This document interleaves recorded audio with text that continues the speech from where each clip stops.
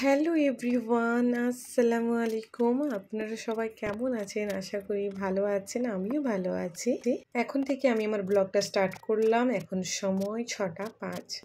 ঘুম থেকে উঠে একটু ফ্রেশ হয়ে তারপরে চলে গেলাম কিচেন রুমে। আপনারা হয়তো ভাববেন আমি এত তাড়াতাড়ি কেন কিচেন রুমে। আর এর আগের সময়গুলোতে একটু টাইমটা আলাদা ছিল, তখন আমি রান্না করতাম বিকেল 3টা 4টার সময়, কারণ তখন ছিল রোজার মাস আর এখন রোজা চলে গেছে। তো যেহেতু দুপুরে লাঞ্চ বানাতে হবে, তারপরে হচ্ছে রাহাতকে আমি স্কুলে নিয়ে যাই, তো সেই জন্য আমাকে সকাল সকাল রান্নাটা করে নিতে হয়।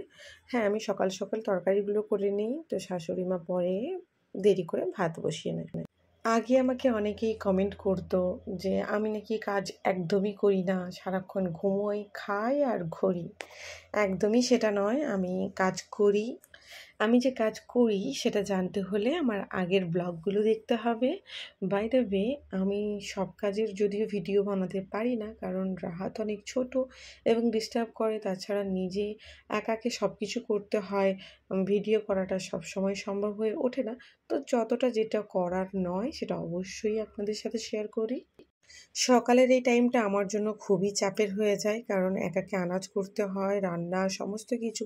আবার আন্টি অনেক যখন দেরি করে আসে, তখন আমাকে হাঁড়িগুড়িগুলোও ধুয়ে নিতে হয়। আবার কখনো কখনো দেখা যাচ্ছে আন্টি চলে এসছে, আন্টিকে বললে আন্টি আনাজও করে দেয়। সেই সময়টা আমার একটু সুবিধা হয়।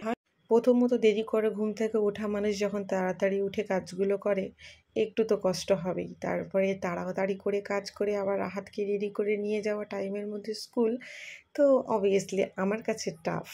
আমি চাইলেও রাহাতকে গাড়ি করে দিতে পারতাম, ওর স্কুল গাড়ি, বাট আমি দিইনি এই কারণে, যেহেতু আমি যখন বাড়িতে থাকি আমি বাড়ি থেকে কোথাও বেরোই না, সারাক্ষণ রুমের মধ্যেই থাকি কাজ ছাড়া। তো তখন আমাকে অনেক অনেক বোর লাগে। যেহেতু রাহাতের সঙ্গে একটু স্কুলে যাই, আমার একটু মাইন্ড ফ্রেশও হয়, আমার ভালোও লাগে। কারণ কি, অনেক মায়েদের সাথে আড্ডা মারা হয়, গল্প করা হয়। আর মানুষকে ভালো থাকার জন্য মানসিক শান্তিটা অবশ্যই প্রয়োজন, যেটা চার দেওয়ালের মধ্যে থাকলে কখনো হয় না। সেই জন্য আমি রাহাতের সাথে যাই, একটু টাইম পাসও হয়, আমার ভালো লাগে। আমি আমার ইউটিউব ফ্যামিলিদের একটা কথা বলতে চাই, আপনারা আমাকে এত তাড়াতাড়ি এত ভালোবাসা দেবেন, সত্যিই আমি বুঝতেই পারিনি। তো আমাকে এত ভালোবাসা দেওয়ার জন্য সবাইকে অসংখ্য অসংখ্য ধন্যবাদ। আমার সাবস্ক্রাইবারদের কয়েকটা কথা বলছি, যারা যারা আমার সাথে দেখা করতে চাও, আর যেহেতু আমি রান্নার ভিডিও ছাড়ি, যদি আমার বাড়িতে আসতে চাও অবশ্যই কমেন্ট করো।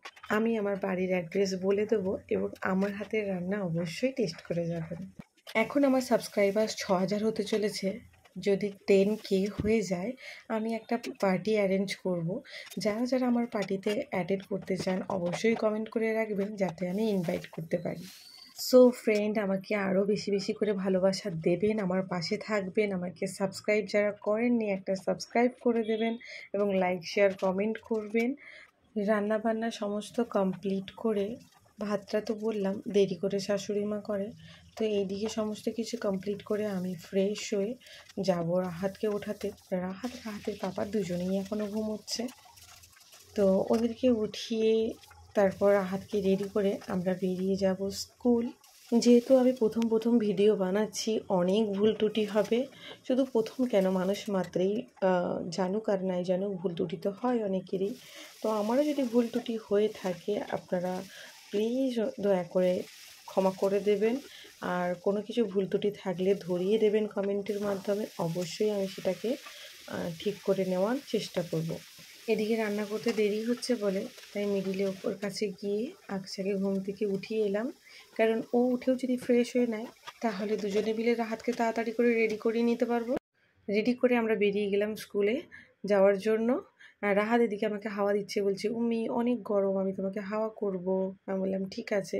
তো এদিকে দেখছি হাঁটতে হাঁটতেও হাওয়া করছে, লাস্টে ওর পাপা ওকে কোলে উঠিয়ে নিল। স্কুল থেকে ছুটি হওয়ার পরেও এসে আমাকে বলছে উম্মি অনেক গরম, আমাকে দাও, আমি তোমাকে হাওয়া করব। মাশাআল্লাহ, আমার সোনা বাচ্চা। রাহাতের জন্য আপনারা সবাই দোয়া করবেন, ভালো থাকবেন, সুস্থ থাকবেন। আল্লাহ হাফেজ।